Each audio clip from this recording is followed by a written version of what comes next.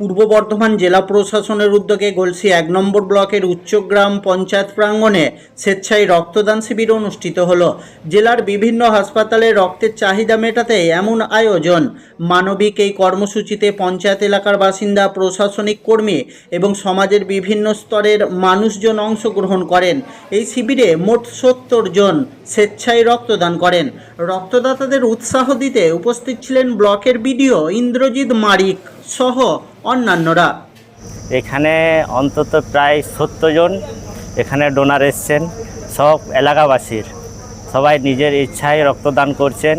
আর আপনারা তো জানেন যে এখন আমাদের হেলথ রক্ত এখন স্টকে আমাদের নেই, সেই কারণে আমাদের এই উদ্যোগটা নেওয়া হয়েছে, যাতে সাধারণ মানুষ রক্তর জন্য যাতে দৌড়াদৌড়ি না করতে হয়, সেই চেষ্টা আমরা করে চলেছি।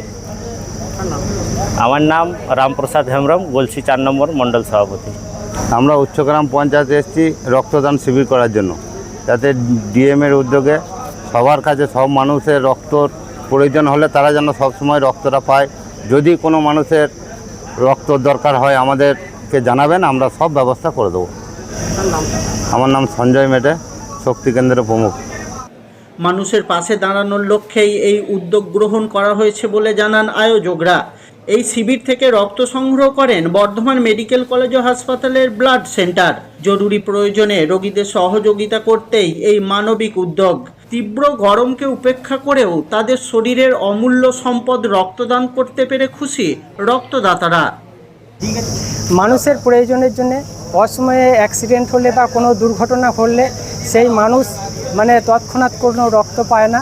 সেই জন্যই আমরা এইখানে রক্ত ডোনেট করলাম, যাতে ওরা তৎক্ষণাৎ ব্লাড ব্যাংক থেকে রক্ত পায় এবং তার সুস্থ জীবন ফিরে আসে। তার জন্যই আমরা ব্লাড ডোনেট করছি।